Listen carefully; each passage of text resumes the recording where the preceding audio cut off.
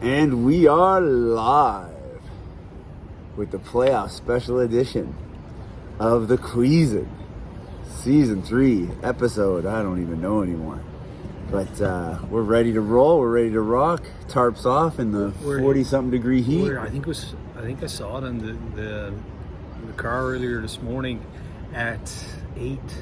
Around 8, I was dropping Summer off, or Dallas, sorry, and 44. 44 at 8 a.m. It must be like 40s. I'd say it's pushing 50 right now, and the humidity is, I think, fairly prevalent right now here at Araj Bay. Yeah. In the Pearl. You either hate this or you love it, and I freaking love it. And I'm a worshiper, so as I say to my albino friends, you have to make friends with the sun. You don't get this in Newfoundland, do you? Right now, in Newfoundland, you can count on all 4 seasons on any given day, and that does not discriminate. That could happen in July, Right. my friends. We could get all 4 seasons in one day, and it could snow up until, like I said, you could get all 4 seasons, so it could snow in July. I don't know. That might be a little bit out of the realm, but I'm sure it's happened before. It's happened a lot on May 24 weekend. I can tell you that. Growing up, we used to get so pissed. All we got now is sun. Anyway, cheers. Cheers.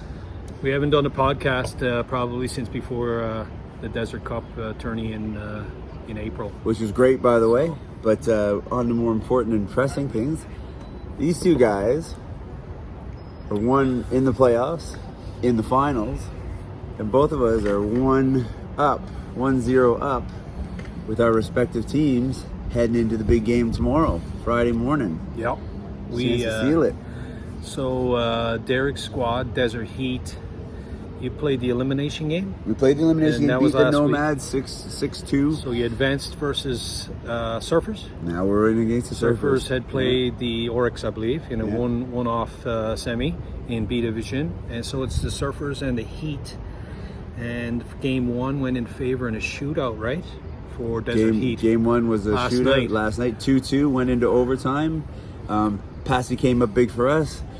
And little Tice, the White Lightning. White Lightning, yeah. I call him Jack Frost. He might be an up-and-comer now for the guys in the A draft in the fall. We'll see what happens on that front if it translates for young Tice, Jack Frost. Yeah, he got the big goal and the only one to score in the shootout. So we're up 1-0. It's going to be a big, tough game tomorrow. We're expecting him to bring everything, and we're looking to be on the smaller ice. We got Freed in goal on one side and Brandon on the other. So it's going to be a challenge to try and get some goals there. But pretty pumped, pretty excited. And on your side, you got the Ice Cats with 3rd place for the whole season. Yeah, pretty much the whole season, right? We've had a really what we would call a pride-swallowing siege of a season. We, on paper, probably had a decent squad, like it looked like we did. We came out of the gate very slow, like the turtle that didn't overcome and beat the hare, right? Yeah, turtle just stayed a turtle. Yeah, we slow and steady was our motto, I guess. But we made some changes. So what happened, after, I think we were like 1-10, something like that. Might have been a little earlier, 1-7, I don't sure. But our captain, Jimmy McInnes, saw it in his best interest to try and get some horse trading going on. So we made a 3-for-3 deal early in the season, about a quarter through, I guess, or less or more. I'm not sure, maybe.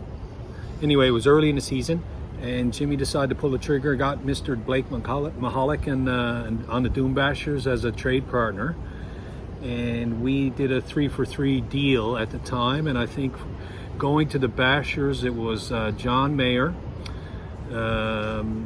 Warren Franklin, and Brent McNair, and in return the Cats received Simon Graham, Knife Al-Rumali, and Will Dandino. So on paper, I thought it was a good trade myself. A lot of people thought we got the better of it on paper. It didn't necessarily translate the rest of the season, regular season, because very seldom did we have those 3 players in the lineup all together to see what we had. especially Knife and Simon. Really hadn't played much the regular season, but we held out hope that towards the end we'd get some cohesiveness going with those guys coming back into the fold, and that seems to have been the case. Who scored the big goal? The 1-0 in the first game of the finals. Will the Thrill. So what happened now? We beat the Bashers in that semi-final game. Was it 3-1? I think we won 3-1. That was a very intense game. So we were able to advance in a one-game semi-final last week, 3-1 against the Bashers, and now we played on Sunday. Sorry, was it Tuesday? Tuesday night in the first game of the 2 out of 3 final versus the first place, regular season first place, number 1 seed, Oil Kings. So we played on Tuesday night, and it was a hotly contested game, very intense, one of the fastest games that I thought we've played, both teams. Very low scoring affair. Shots were fairly even. I think probably a little bit in the favor of the Kings, is in the mid-30s for each team. Both goaltenders stood on their head, made some great saves at both integral moments of the game. Really, and third period particularly, both guys played really well, kept both teams honest, and there was no gimmies. No gimmies. 1-0 final for us, the Ice Cats. Will Danino scored on a nice setup from Rob Carter on a breakaway.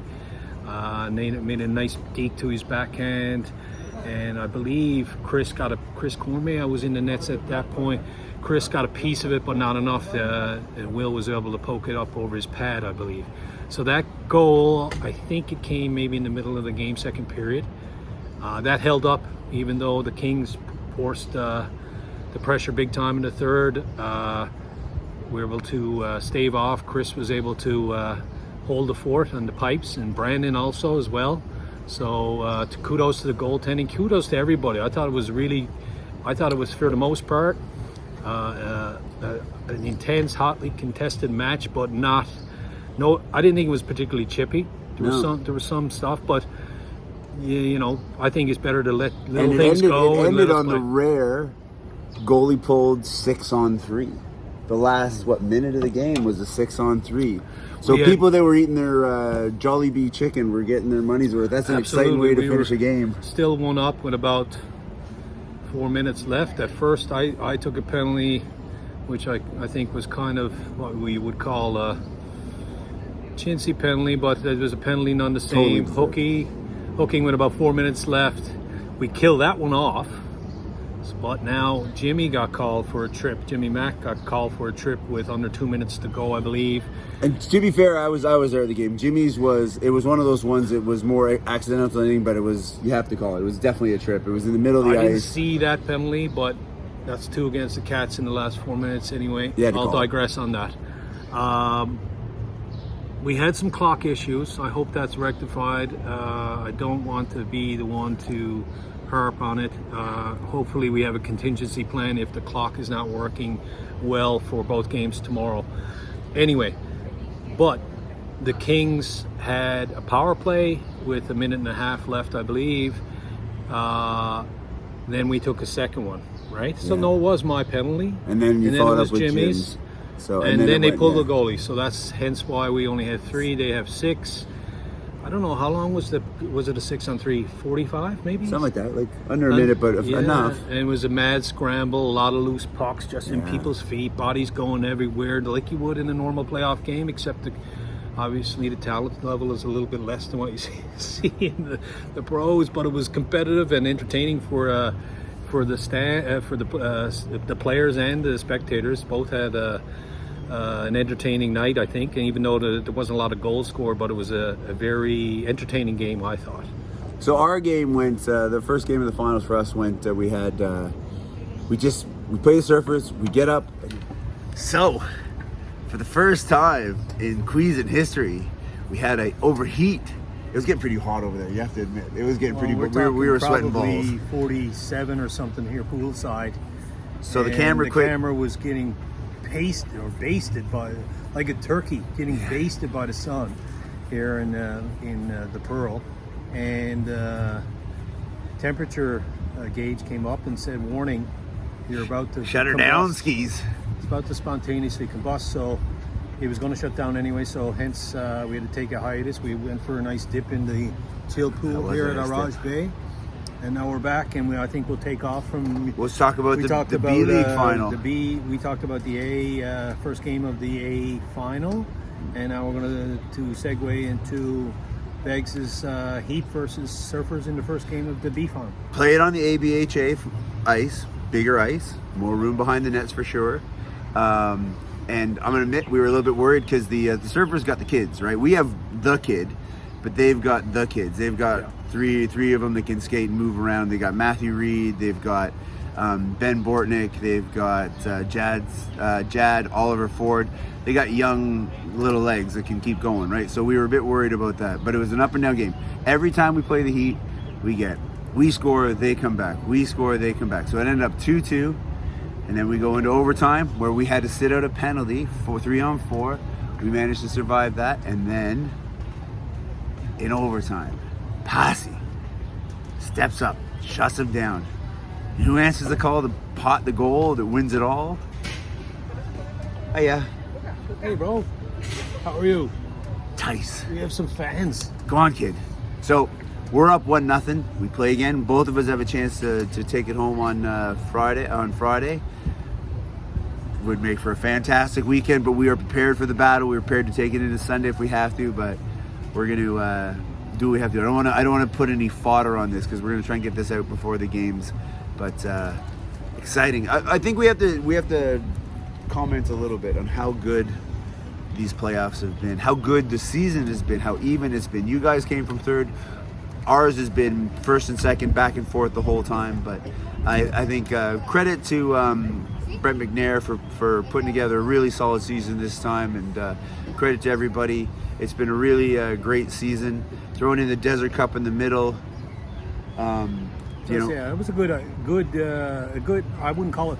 It wasn't what we'd call a break, but it was a good way to just get people reinvigorated about playing hockey, teaming up with a little bit of nation, with a bit of continental pride, and playing with others in the league, and friends and comrades that we know over the league, come to know and love, and we get to play with different guys. So it was kind of cool right in the middle of this spring or winter season to shake it up a little bit. And I'm sure we found some hiccups with regard to how we can improve. But like Derek alludes to, Brent McNair, our QIIHL president this year, is taking on reins from Jeff Agnew this year. I'm totally impressed. Brent has done a great job leading. The amount of crap he has to put up with behind the scenes is ridiculous. It is. Sometimes it's a thankless job. Sometimes I can attest over the years that I was involved in the same capacity. It can test you in ways.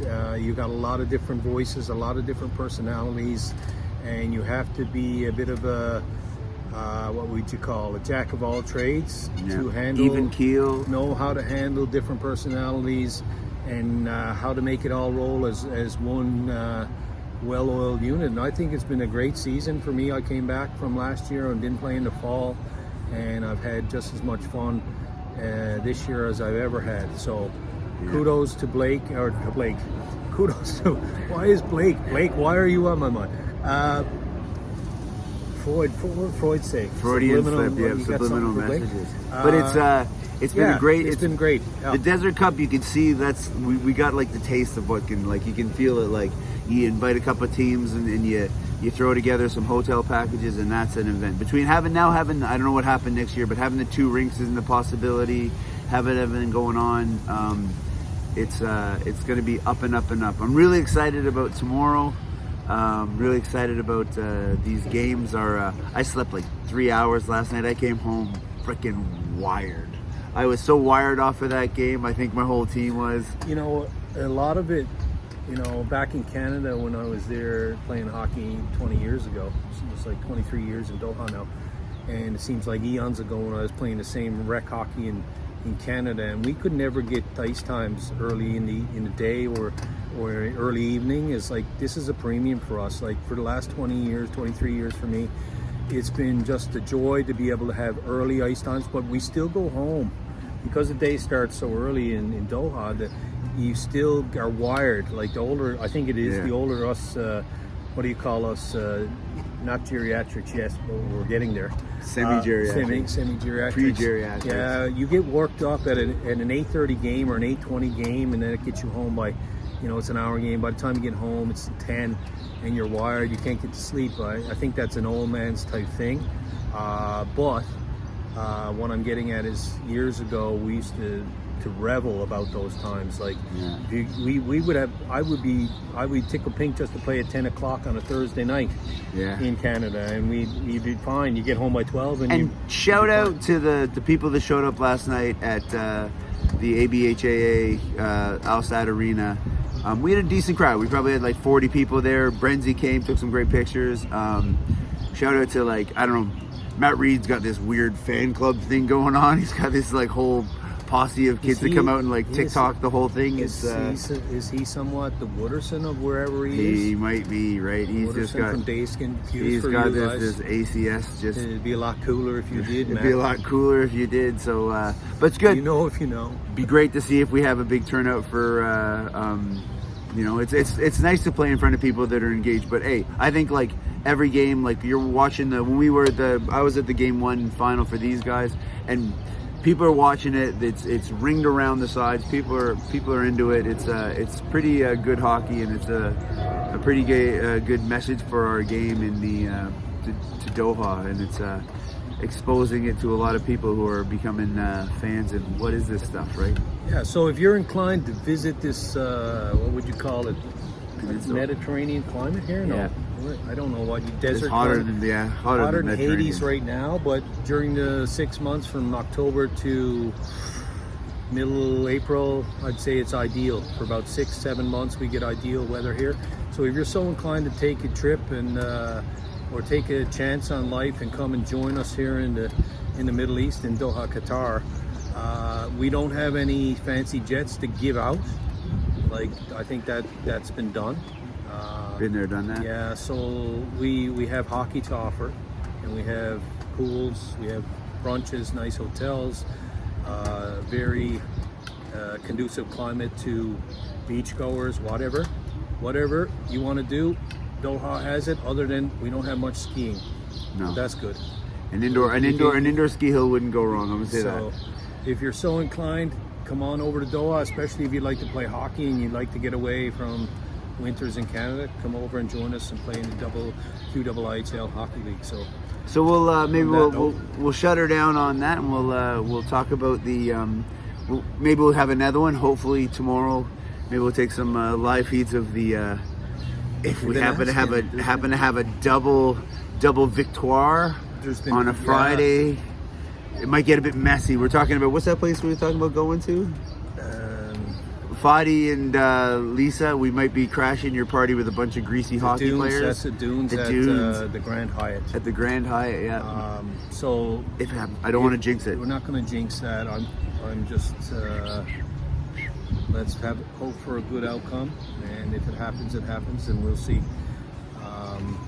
But to all those teams that are eliminated and stuff, let's celebrate the great season. It was a great season. I think everybody enjoyed themselves.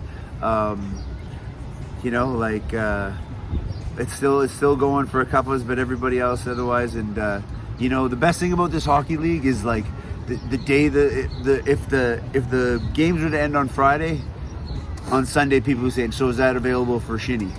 Right, like it just rolls right on over into the next one, right? Shinny hockey now. After we finish, everything league-wise will be done by Sunday, this coming Sunday. After that point in time, I think we'll be calling on our good friend Paul Warner. He's usually our shinny guru who will be scheduling shinny games. If for those of you who don't know what shinny is, it's just practice games. Like there's no league, just you throw your sticks in, you go out on the ice and you play. And there's no refs, and so that'll happen from the end of May until probably we get together again in late August and have some cohesive QIIHL events going on. But Shinny will be out engaged throughout the summer. Now there'll be probably a skeleton crew of us here, but there'll still be Shinny probably throughout the whole summer months. So yeah, that will be something to look forward to. One last shout out while we're here. I want to shout out to Ralphie, who came, our teammate who tore his MCL or ACL, and has been out for the season, but showed up last night and Ivan, the Russian Rocket, the big Russian, shows up with his son and was just totally engaged.